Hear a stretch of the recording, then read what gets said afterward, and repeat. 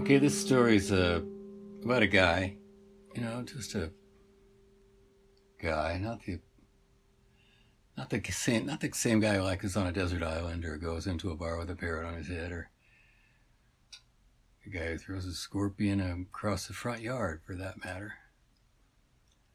This guy's I believe, the story's been passed down a little bit, but guy's I believe an assistant professor of English at a community college outside of Athens, Georgia.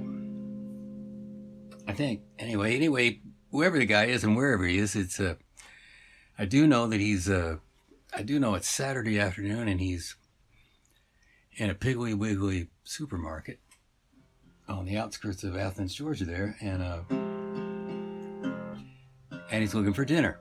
He's going to buy something for dinner, and he's decided on seafood. So he's standing right next to the frozen seafood chest, this thing, and big deal. And you look down in there, and there's all this frozen seafood. It's all kind of, this is not like a highfalutin fish culture like you might have out here in California. At least it wasn't back in those days. So it was, a big bin full of frozen fish. And so he's looking at it. He's not like a super decisive guy, just like decides when sea bass tonight and grabs it on his way. He's like looking at the thing, like waiting for inspiration maybe, or an answer to life's questions. I don't know, but just looking in there, and however he's going to come to the decision eventually, he will, I guess. And but before any of that happens, there's this movement in the case itself, the internal, and he stares at it. It's like, what, it's like your first thought, the dread was like, there's a rat in there or something, like God. And, he's like almost looking around, but he doesn't. And he's kind of transfixed, like, what could it be? And all of a sudden, out from this pile of frozen fish, there's a halibut. It's in the plastic wrap, it's in the blue plastic thing with the wrap around it, and well, by now it's previously frozen, I think it says on the label, and that's for sure, because it's just looking, both of its eyes just staring right at the guy, and the guy's staring right at the halibut. And I'm a big fan of interspecies communication, but this was a shocker, like to both, right? What, got the guy, right? He doesn't know what to do. This fish looking at him in a supermarket. It's never happened to him before. Doesn't know really quite what to make of it, to put it mildly. And the fish is like, what the fuck, right? And the fish goes, hey, buddy. And it's like, the guy can't believe the fish is talking to him. But it is, right? He's looking around. Nobody's making a joke, and nobody cares. They just think the guy's taking his time making a decision for the fish, right? And he's just looking around. And the guy, hey, buddy, it's me. And he's like, he's like constrained. Can't really wag his fins around because of all the wrapping. But, gets the dude's attention. Me, down here. Halibut. 3¼ pounds. My name. So where am I? He goes, hey, buddy, help me out here. The guy's like, he's the kind of dude, assistant professor of English. He's just kind of trapped, right? He's not going to just walk away. That would be rude. Most people would, at this point. Most people are just like, let's eat out tonight. Let's get a hamburger.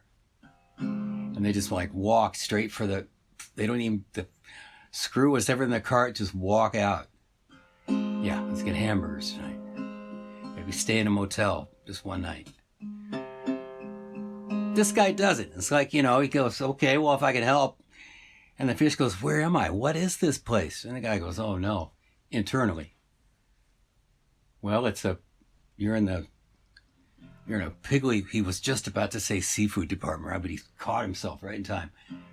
You're in a Piggly Wiggly supermarket just outside of Athens, Georgia. And so you couldn't really hear the sigh of the halibut, but it was there. It's like, well, that, thanks, but that doesn't really help me at all. What is a Piggly Wiggly's? And where's in Athens? And what is it all? how did I get here? What is this place? The guy goes, oh, no, I'm in for it. Because he can't walk away. It'd be rude, right? So it's like, okay, where does he start? Gulf of Alaska, right? Maybe a couple of months ago. It's the best guess, right? So you are, you're just minding your own business down there in the Gulf of Alaska, gorgeous country. Right? I took a cruise up there, and there with your friends and family and all the other fisheries and those orcas and all, just jellyfish, the whole deal, the whole shebang, underwater paradise deal. You're just like laying, maybe halibuts, I don't know, you just lay on the ground in the white sand, staring up at the sun, glittering in the water. But then Steve, the guy, says to the halibut in the case, he's actually writing a story in his mind about Steve, the fisherman, and the halibut goes, I remember them, asshole. Steve, with his rusty old boat with its nets and hooks and lead weights and all that stuff,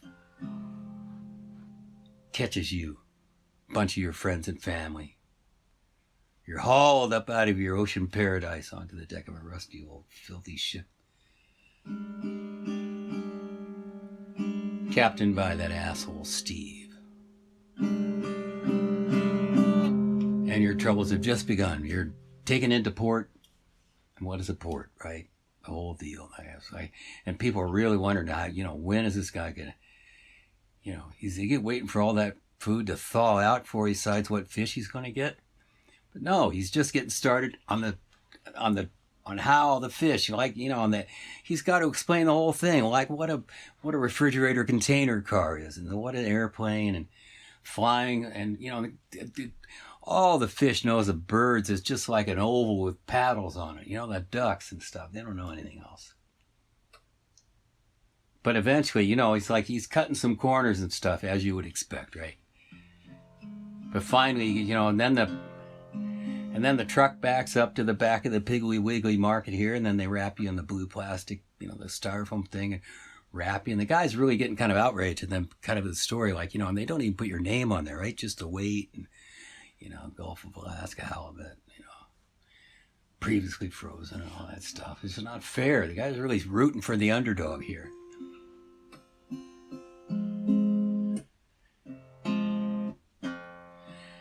And so as he's getting to the, he's like hesitating, or, how do I wrap this up here? How do I have this, so to speak? He didn't, thank God he didn't use those words, but, so you brought into the back of the Piggly Wiggly, they weigh you, and all that stuff, and then they put you out here. And then the fish goes, and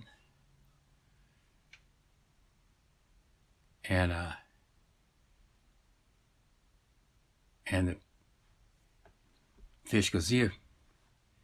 So, come a little closer. And so you're this is a place where people come to buy food, isn't it? That's what you're here for, isn't it? The halibut says to the guy. And the guy just wants to shoot himself, right? He's just never felt so terrible in his whole life. Yeah, he goes, yeah, that's right. Came here to the soup. He's just all of a sudden angry. He just wants to get it all out in one board. I came here to the fucking supermarket to get something to eat, and I was looking at you. I know it's unfair, but it's just the way it is. He gets it off.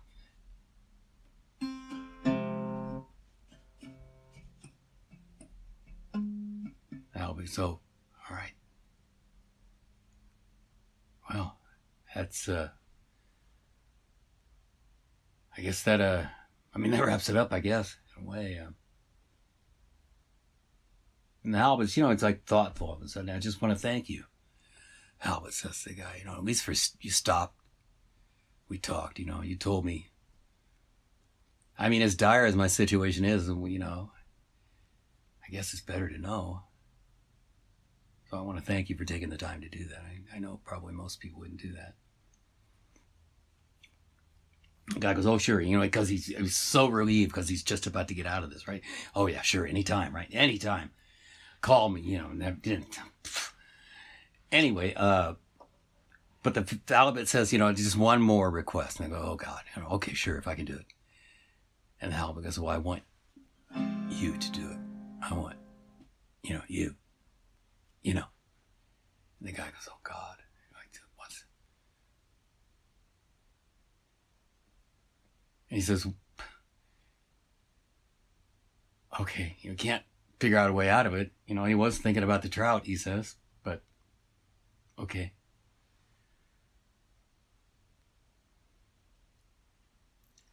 Pulls the halibut gently out of the case, puts it gently into the cart. And he bends down and he says, I've got to go to the produce department to get some asparagus and some sliced almonds and some lemons. And the people in the rest of the grocery store, they're like, this guy is a connoisseur or something, they don't really, not sure what to make of it.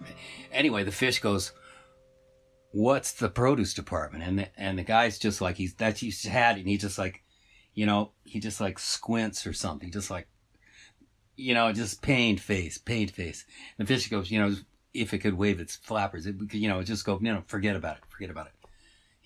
You've really told me all I need to know, that's for sure. So let's just thank you one last time, and we can go on our way.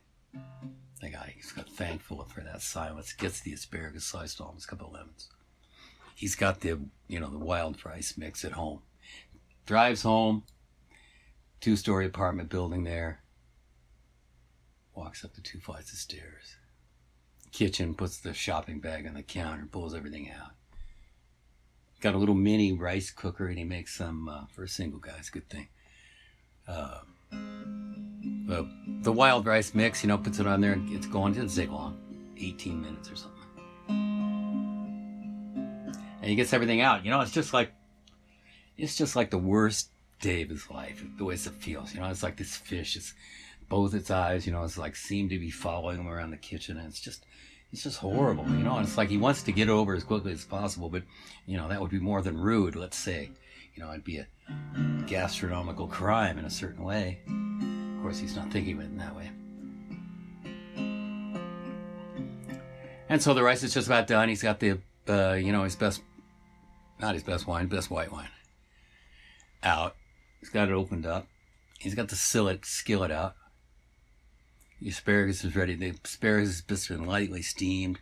He's going to throw it in the skillet with the fish, to give it a little bit of sheen and the oil and the lemon juice and stuff like that.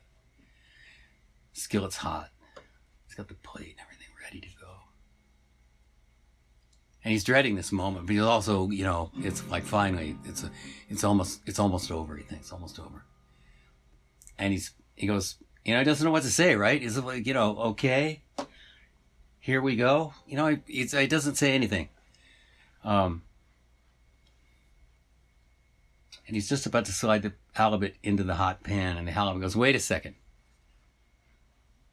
He goes to the guy, how do you feel about this? And the guy, it's just like he thinks that's the breaking point, right? It's just like he just starts to sputter, right? And the halibut goes, I understand how it must be extremely difficult for you to say anything at this point. But if you don't mind, just wait a minute or so. I want to give you my take on the situation. The guy puts the, you can put me down if you want. And in fact, I'd prefer that. And he puts the plate back down on the counter, turns the gas off on this skillet. And the fish says,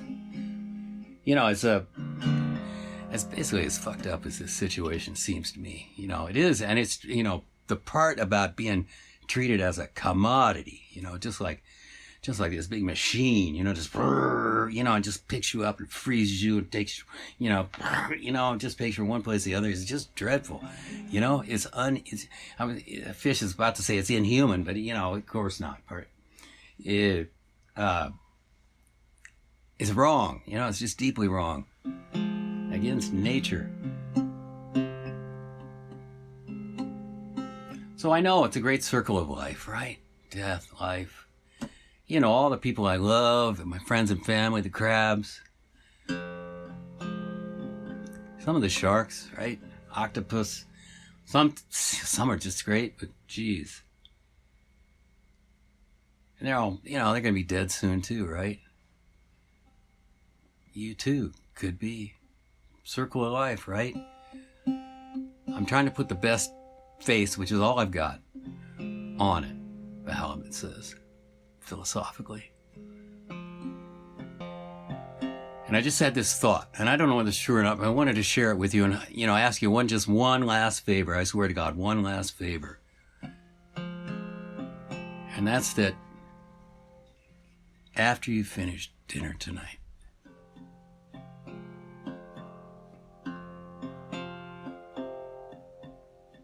I'd like you to think that maybe it's possible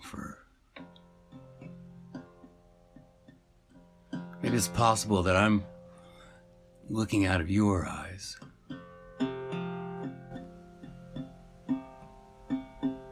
After that,